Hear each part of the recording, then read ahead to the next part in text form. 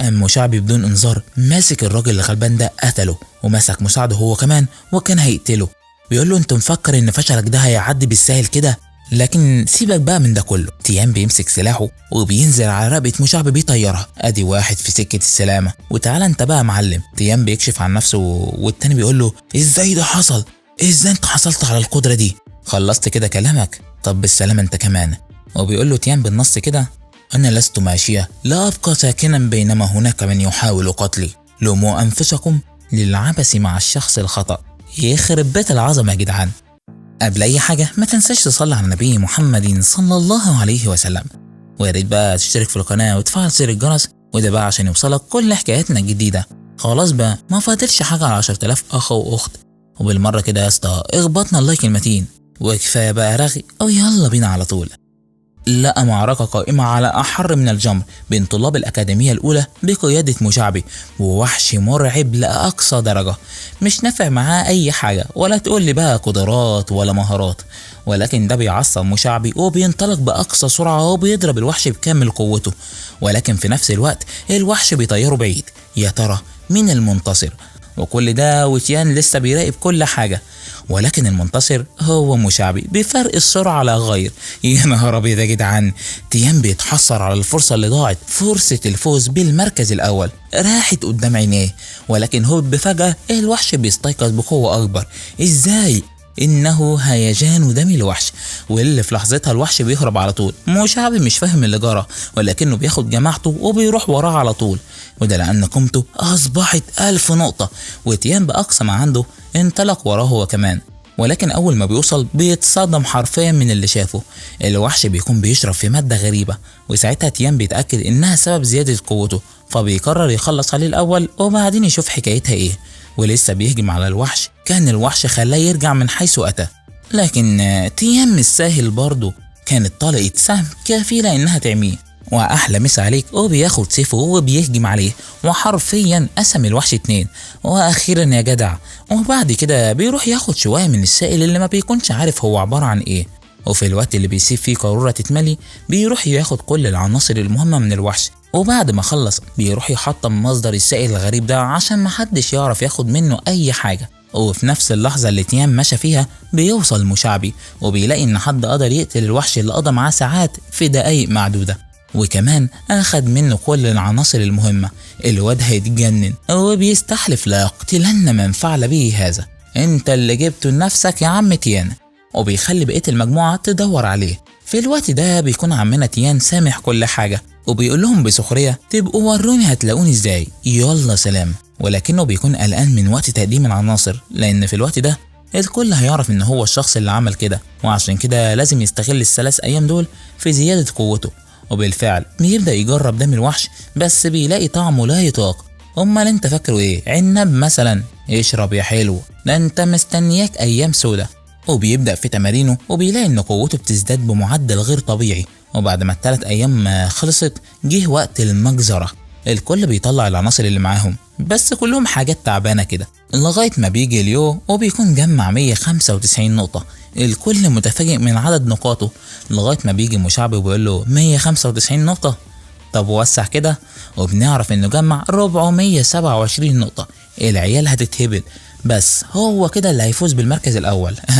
غلابة مش عارفين ان في وحش ما ظهرش لسه. الكل بيجي يحيي مشعبي وبيقول لهم ان في شخص مجمع اكتر من 1000 نقطة، وطبعا ما بيبقاش حد مصدق. ولكن في لحظتها بيظهر تيان وبيكون جمع 1163 نقطة، يعني هو اللي هيفوز بالمركز الأول باكتساح كمان. وفي نص دهشة الكل مشعبي بيقول أخيرا ظهرت، بس ما كنتش متخيل إنك هتكون من الأكاديمية ال5 الحسالة. وبيطلب من اللي معاه إنهم يعرفوا هو منين داهية.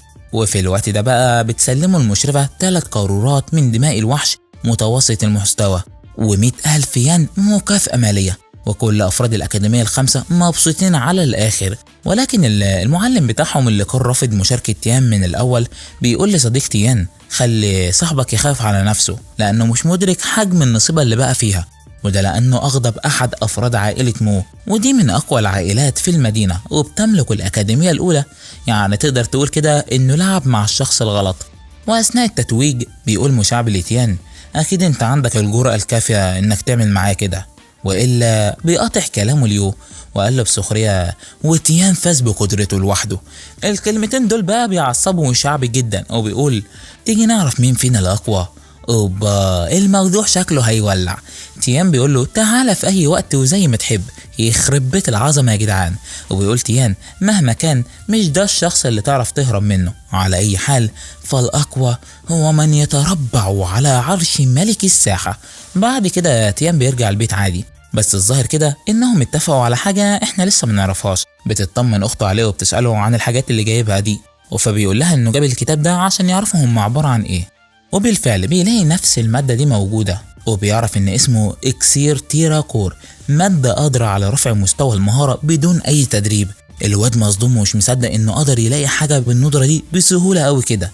اخته بتقول له: دي اكيد مفيد جدا. فبيقول لها: وعشان كده هخليك تشربيه. يا عم انت بتقول ايه؟ وبالفعل مسكها وخلاها تشربها غصب عنها، ووقتها بيحس بتغير في حالتها وبيعمل كشف الحاله. ما بيكونش فيه اي تغير. الموضوع بقى مقلق، والمقلق اكتر انها بتروح تنام على طول. ولكن لحظات واثناء تدريب تيان بيحس بهاله غير طبيعيه. بيعمل كشف الحالة من جديد وبيلاقي ان موهبتها زادت مستويين، ومع قدرة الجليد النادرة فهي اكيد هتبقى شخص لا يقهر. وده بيخلي تيان يتحمس لمواجهة مشعبي، وبيبدأ في شرب دم الوحش هو كمان. وبيلاقي ان مفعول الدم زود قوة تمرينه ل8 اضعاف. الواد مصدوم من الفرق المرعب، وبيقول مع الكمية دي خلال شهر هكون قادر على مواجهة مشعبي. وبعد مرور 10 ايام بيجي لتيان وش الهم ده وبيقول له ان مشعبي دخل في عزلة من اجل الوصول لفئة المحارب سعيا للانتقام منك. فتيان بيفكر كده وبيقول نظرا لقوته فخلال شهر هيكون قادر للوصول لرتبة المحارب. بيقول له: انت يا ابني مالك مستهتر كده ليه؟ ده لو اصبح فعلا محارب فالتعامل معاك اشبه بسحق حشرة. وبعدين انت نسيت ان مشعبي بينحدر من عائلة غنية، يعني المعدات من مستوى تاني خالص، وانا متأكد اصلا انك انهيت كل قرارات دماء الوحوش. بص يا تيان يا اخويا، موت وانت مطمن، كأخ ليك هخلي بالي من اختك. بس تيان في الوقت ده بيقول في نفسه ان ما فاضلش معاه غير دماء الوحوش اللي قتلها، ولما يستعملهم هيبقى وصل لقمة مستوى المتدرب، وبمهارة السرعة وقدرة السيف بالتأكيد انا قادر اني اقاتله. ولكن الصدمة الكبيرة بقى ان في الوقت ده اصلا مشعبي وصل لمستوى المحارب. يا نهار ابيض يا جدعان. بيوصل ابوه بيهنيه على الانجاز اللي عمله، وبعد ما بيمشي بيسأل الخادم بتاعه عن المعلومات اللي جمعها. بيقول له انه عيل يتيم عاجز كان اضحوكة المدرسة بتاعته. بيقول له: وانا اللي فكرته حاجة تانية، خلاص شوف اي حد كده يخلص عليه.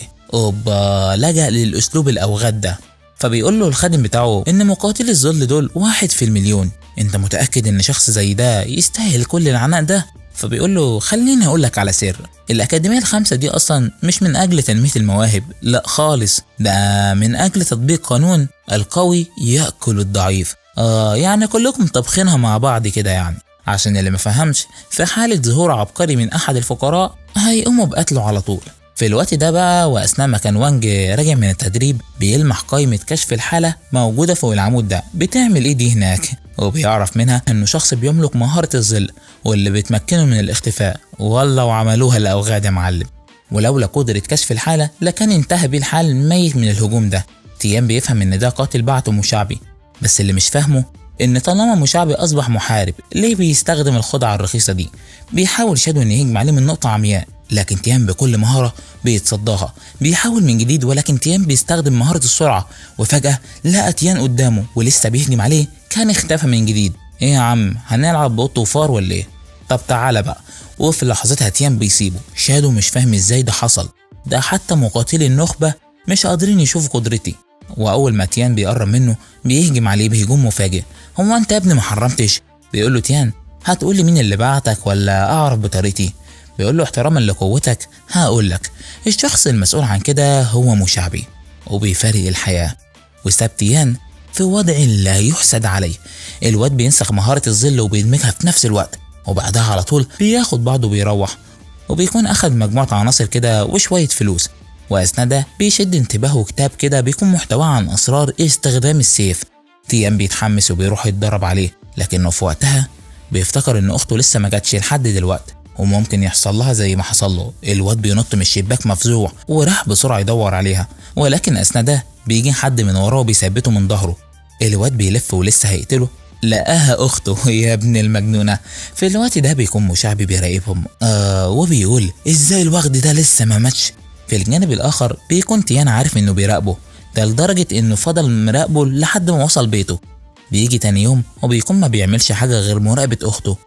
ولكن المدهش بقى ان اتباع مشعبي كانوا بيراقبوا اخته برضه طوال الثلاث ايام دول. الموضوع في ان وشكل تيان كده بيقرر ان يمشي على مثل الباب اللي يجيلك منه الريح سد واستريح. بيتتبعهم تيان لمكانهم وبيلاقيهم ماسكين راجل غلبان كده على باب الله ونازلين فيه ضرب. في الوقت ده بيوصل مساعد مشعبي وبيقول له ان مفيش اي اخبار عن مختال الظل.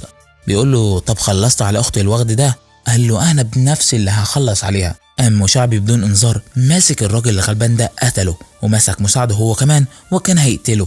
بيقول له انت مفكر ان فشلك ده هيعدي بالسهل كده؟ لكن سيبك بقى من ده كله. تيان بيمسك سلاحه وبينزل على رقبه مشعبي بيطيرها. ادي واحد في سكه السلامه. وتعالى انت بقى معلم. تيان بيكشف عن نفسه والتاني بيقول له ازاي ده حصل؟ ازاي انت حصلت على القدره دي؟ خلصت كده كلامك؟ طب بالسلامه انت كمان.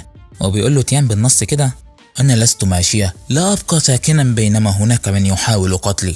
لوموا انفسكم للعبث مع الشخص الخطأ. يخرب بيت العظمه يا جدعان. وبتنقلب الدنيا اول ما بيسمعوا خبر موت نجل عشيرة مو. فيا ترى ايه اللي هيحصل بعد كده؟ وهيحصل ايه لو عرفوا ان الفاعل هو تيان؟ ويا ترى هو مخطط لخروجه من المعضله دي ازاي؟ وهل هينجو اصلا؟ كل ده واكتر في الجزء القادم بمشيئة الله. ودمتم في رعاية الله.